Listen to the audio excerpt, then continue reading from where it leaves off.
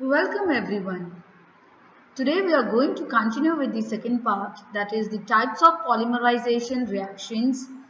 Okay, in the polymer chemistry, which is the last part of this chapter. Let's see how the different types of polymerization reactions are and which are they. The addition polymerizations, we have two different types of polymerization reactions, that is the addition, which is also known as chain growth polymerization, and next is condensation, which is also known as step growth polymerization.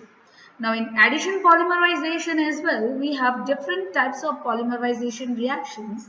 They are free radical reactions, combination reactions, then again cationic and anionic types of polymerization reactions. Now that's this all we are going to see in this part. The addition polymerization reaction mainly takes place in free radical mechanism. Now what is free radical mechanism or what is free radical? Free radical means the element which is having a single electron with them, or a compound after breaking its bond, it having a single electron left behind it. They are known as free radical. So the free radical mechanism of addition polymerization is completed by three basic steps. First, initiation. Second, chain propagation. And last is the termination. Here you can see we have an alkyl peroxide. Peroxide means having oxygen bonded with the oxygen. Now why it is alkyl peroxide, or it can be hydrogen peroxide if R is an H. If R is H, it will be hydrogen peroxide, or if any of the alkyl or aryl group. So we can say it is an alkyl or aryl peroxide. Now alkyl or aryl peroxide is used as an reacting agent which helps to continue the free radical mechanism. So what it happens in this is, in initiation it will give, that is the steps require initiators. So this is acting as an initiator. Peroxide is acting as an initiator. Either it can be benzoyl peroxide or it can be acetyl peroxide or dioxygen. Right. So they require an initiator which are free radicals produced on heating. So, chain initiating step or initiation of free radical is done by initiator, which are free radicals produced on heating. You can see how the free radicals are produced and how now in the initiation, that is how it is getting attached to the olefins. Fine. So on heating, it breaks down, it converts into an initiator. We can say it is a free radical. Now free radical try to get attached to the olefins or double bond containing monomers. Fine. Now, as we know, the reaction proceeds the breaking of the double bond. Now, when the double bond gets break, it is breaking into two halves with the equal, right, homolytic fission, because here we are moving with the free radical mechanism, that is one electron will get an attached over here. So in this manner, the propagation takes place. You can see we obtain the free radical by attachment of the initiator. Now, this initiator again gets linked up with the olefins. So this bond will break. Now this will form a single bond with this carbon atom of initiator and carbon of olefins. And then again it will have a free radical. So these goes on with the n number of olefins. But if it is going on, that means if we obtain a product with the free radical, it is not stable. So to make it stable, we need to terminate the free radical. Okay, so how we are going to terminate it? By reacting with two free radicals, we can obtain our stable polymer. Here you can see the n number of free radical with the free radical. When they come to the bonding, we obtain a stable compound. So the growing free radical chain consumes free radicals either by combination or by disproportionation to get a polymer. Here, next comes the types of addition polymerizations with respect to the formation of the cations or anions. Previously, in our previous slide, we have seen how the addition polymerizations move with respect to the formation of free radical. Next, we are going to see the cationic polymerization.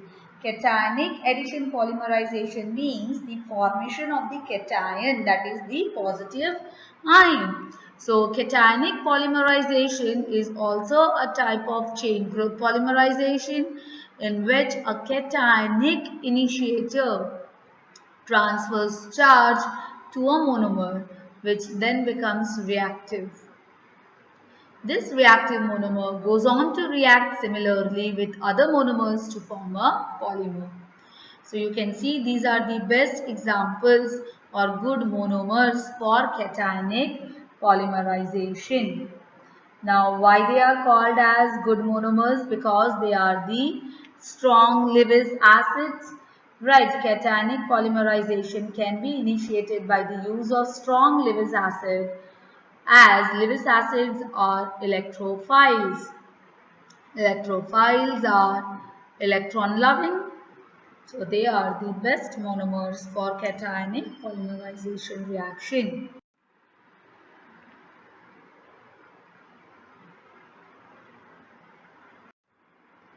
Next comes anionic addition polymerization. Anionic addition polymerization is the form of chain growth polymerization or addition polymerization that involves the polymerization of monomers initiated with anions. The type of reaction has many manifestations, but traditionally vinyl monomers are used. Now, anionic addition polymerization is initiated by strong bases such as sodamide, right? We can also call it as sodium amide. Then butyl lithium, or right, C4H9Li is your butyl lithium, or we can say, what you can say is and Grignard reagent. Now examples is polyacrylonitrile, PVC, polymethyl methacrylate, etc. So this is the way how anionic polymerization takes place. You can see these are the strong bases which we have. So this strong bases breaks down into positive and the negative ion, and this negative ion, which is an anion, participates in the addition polymerization reaction. Hence it is known as a anionic polymerization reaction. So now here as well we have an anion. So we need to terminate this step. So how we are able to terminate? By adding of these anions together, you can terminate the step.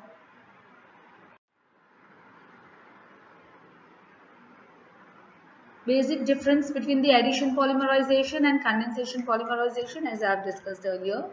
That is, in addition polymerization, your monomers must have double bond or triple bond. Whereas in monomers, they have two similar or different functional group, as we have seen in the case of polyamide, polyesters. In addition, we it do not produce any byproducts, whereas in condensation polymerization reaction, they do produce byproducts such as ammonia, water, HCl, or alcohol. Addition of monomers result in polymerization. Condensation of monomers result in polymerizations. The molecular weight of the resultant polymer is a multiple of monomer's molecular weight, whereas the molecular weight of the resultant condensation polymer is not a multiple of monomer's molecular weight. Lewis acids or bases or radical initiators are catalysts in the addition polymerizations. depending upon the type of addition polymerization, such as free radical, anionic or cationic, whereas the catalyst in condensation polymerization are catalyst in condensation polymerizations. Okay. Next common example of addition is PVC, polyethylene, Teflon, etc. Whereas condensation is nylon, bakelite, silicon, etc. Then what is a natural rubber? Natural rubber is an addition polymer. You can see in the picture how rubber is getting extracted from the latex of a tree. Okay, so natural rubber is an addition polymer that is obtained as a milky white fluid known as latex from tropical rubber tree. It is from the monomer isoprene. The chemical name is, or IUPAC name of isoprene is 2-methyl-1,3-butadiene. Since isoprene has two double bonds, it still retains one of them after the polymerization reaction. Hence, natural rubber has the cis configuration for the methyl group. Rubber is an example of an elastomer type polymer where the polymer has the ability to return to its original shape after being stretched or deformed. The rubber polymer is coiled when in the resting state. The elastic properties arise from its ability to stretch the chains apart. But when the tension is released, the chains snap back to the original position. Next comes the vulcanized rubber, which is coming under the type of semi-synthetic rubber or semi-synthetic polymer. Charles Goodyear accidentally discovered that by mixing sulfur and rubber, the properties of the rubber can be improvised. Right, it becomes tougher, it is resistant to heat and cold, and increased in elasticity. This process was later called vulcanization after the Roman god of fire. Vulcanization causes shorter chains to cross-link through the sulfur to the longer chains. The development of vulcanized rubber for automobile tires greatly aided this industry. So here we can see this is the chemical structure of the natural rubber, which is an isoprene unit. Isoprene is your methyl 1,3-butadiene. Fine, here you can see it is butadiene. When number of butadiene is being attached, when it is heated with sulfur, we obtain a cross link between the sulfur and sulfur. Okay, and we obtain a vulcanized rubber, and this process is known as vulcanization. So where do we use this vulcanized rubber? We use this vulcanized rubber in making gumboots, belt, tires, sheets, right? So industrial products like tires and tubes, general rubber goods, rubber boots, belt, matting, flooring, textile applications as in rubber fiber. So we have a variety of ample of applications of vulcanized rubber. Next, what is synthetic rubber? You can see where do we use this synthetic rubber. Actually, synthetic rubber is completely an artificial polymer. It has the property of undergoing elastic stretchability or deformation under stress, but can also return to its previous size without permanent deformation. And they are actually good enough, right? They are the good polymers. Here is how you can prepare the artificial rubber. Example is Buna N, which is your nitrile rubber, right? Buna N means the polymer butadiene nitrile rubber, whereas Buna S is your styrene butadiene. Okay, Buna S is formed with the help of 1,3-butadiene and styrene. Your Buna N is formed with 1,3-butadiene and acrylonitrile, or you can also call it as vinyl cyanide. This acrylonitrile can also be called as vinyl cyanide.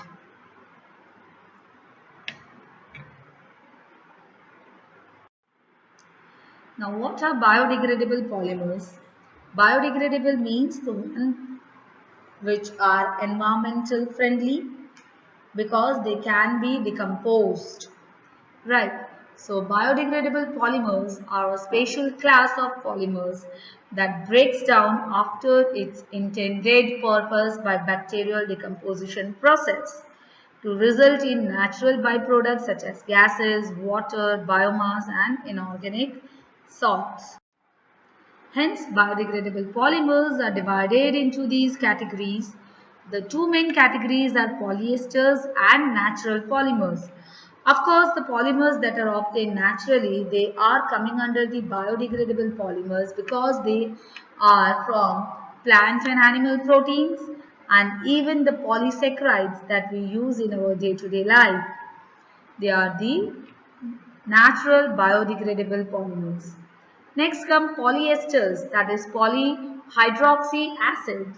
Now polyhydroxy acids, that is PGA, it termed as polyglycolic acid.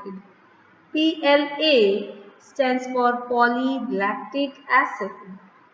PLCA, PLCA is polylactic co-glycolic acid.